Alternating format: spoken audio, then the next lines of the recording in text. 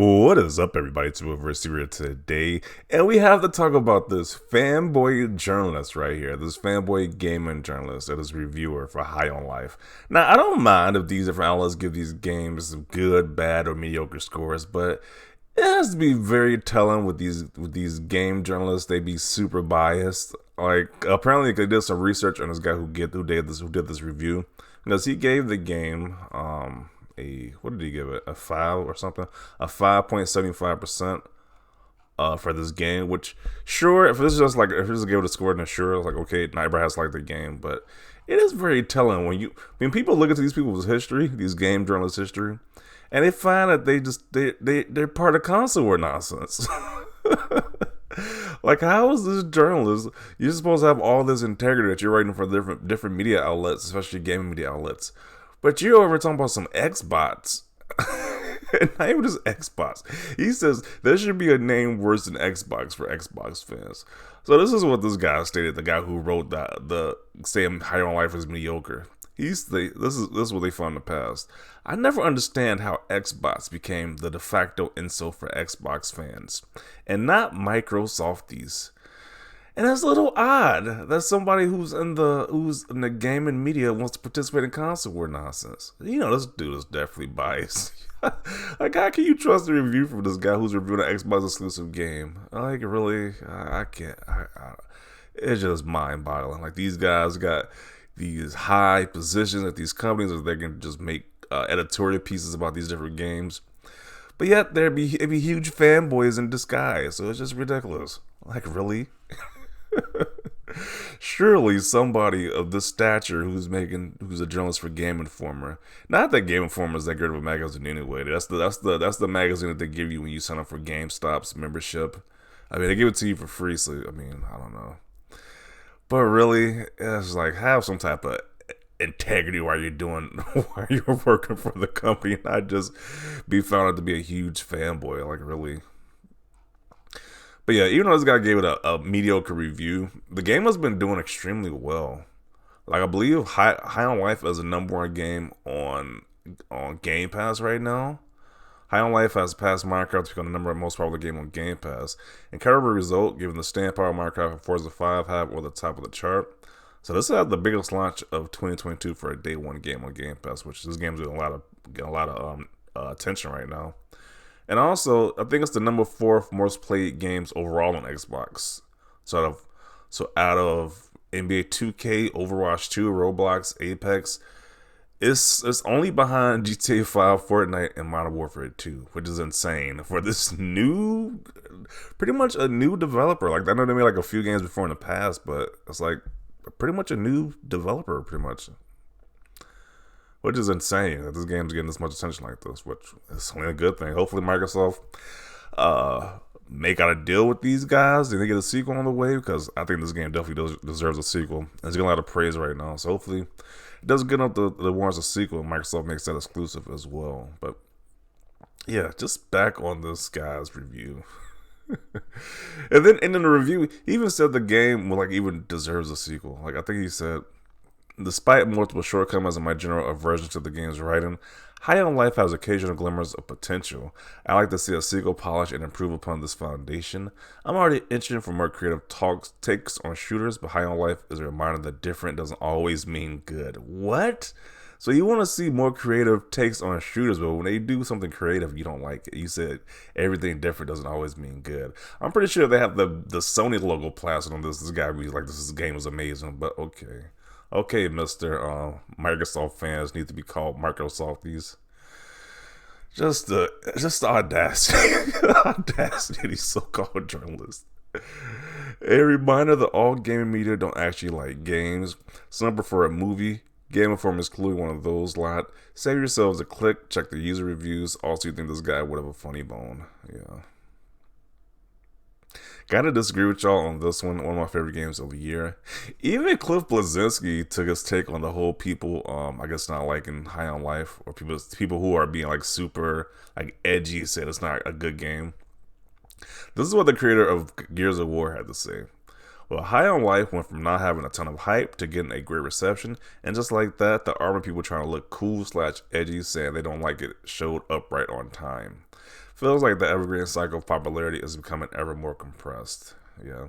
Because once there's a lot of people saying they like something, there's always going to be a group of people saying, hey, we don't like it. It will just be the contrarian of the group. But yeah. Like I said before, not everybody has to like the game, but it's very telling the people who you just see who just hate on the game. Like a lot of these people haven't even played the game. Like I said before in my previous video, I listened to a podcast where all they did was trash talk the game, and most people didn't even play the game. Like how are you speaking so negatively on a game you haven't even played? It just seems bizarre to me. Okay. Comedy is subjective. Just because the reviewer didn't find it funny doesn't mean other people won't. Pony Informer. A hater. What I think of this opinion piece, yeah, it's definitely accurate right there. If we got this for the reviewers, oh man. This reviewer must have been a teenager or someone who was devoid of humor from the 90s, 2000s, and the humor was spot on. Yeah. I was like, I get comedy subjective, but really, it was like, he literally says in the review he wants shooters to be something more than just the average shooter. But then when they have a game that does it, you trash it for being different. Like really, like I just can't take it seriously at that point. And then his previous they found his previous Twitter post about console warring. Like really, I can't take this guy serious. Critics and reviewers were able to decide the success of this game. It's riding high in Game Pass and Steam. People love it, and that's all that matters. Congrats, Squatch Games. Yeah. Reviewer is a PS5 owner who last tweeted about Xbox nearly 2 years ago. So he says nothing about Xbox in general, but the only thing he tweeted about Xbox was something negative. Okay. Game Informer, you don't vet these guys. Hard to take his review seriously when he already has a bias against Xbox. It is definitely hard to take his opinion seriously. Like, once I was seeing like these people who are journalists and like media responders, all this nonsense in the game industry, and they got this huge bias against Xbox, I don't take them seriously at that point. Like,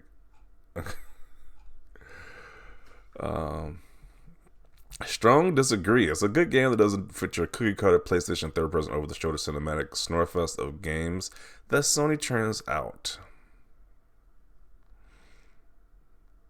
Yeah, I agree. If you don't like the Rick and Morty style of humor, don't review this game. Like, if you don't like Rick and Morty TV show, then you probably not like the game in general. But if you're on board with that type of humor, then this game is probably right up your alley. So, doesn't help the reviewer hates Xbox. Call him a clown. It's actually a pretty damn good game. I never trust the reviews anymore. Yeah, it is kind of weird because in this instance, most of the reviewers gave this game I think the Metacritic was like really low, but when you look at the user score, people gave this game like a 90 in the user score, so it's definitely a big difference between the critics and the reviewers on this game right here. So basically another reviewer who didn't find it funny. A lot of serious cast reviewing this game, right on. It has to be super serious. It has to be like the setting of the Uncharted series, or has the other setting of the God of War series. Super serious. Some old man who just wants to end it all pretty much. That's more up their alley. What's better, a good shooter with a new idea and some comedy, or 20 years of identical military shooters? Why you review games is my biggest question.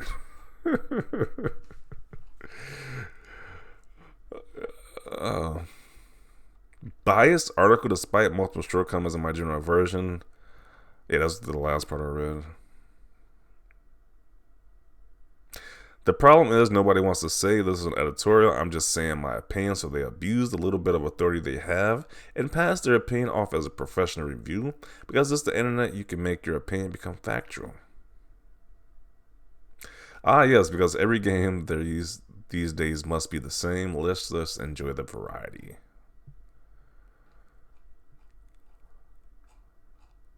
Like, once again, I gotta give the disclaimer. I don't care that he gave this game a negative review or a mediocre review. Everybody has that right to do as a person who plays video games, but it's just very telling that when you're in the media and you got tweets that's definitely like super biased, it just makes you want to give you the style out of that point. Like I can't take you seriously. Um,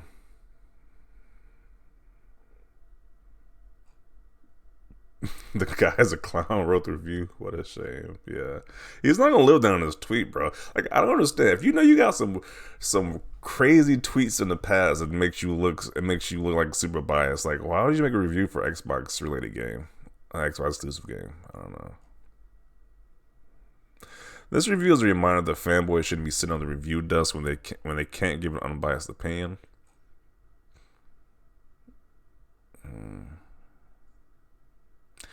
Game Informer gave Saints Row Reboot an 8.5, but gave High on Life a 5.75.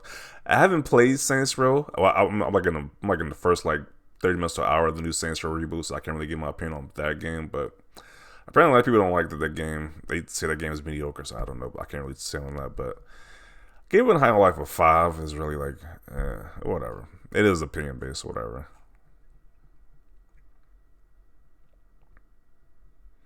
The people in the comments of this are some of the saddest, most cringe people you ever see. Can't handle the fact that not everyone likes the thing they like. Well, there's a big factor that he's just leaving out. That the guy doing a review is super biased against Xbox, so it's like, okay. The more hate and envy this game receives, the more I love it.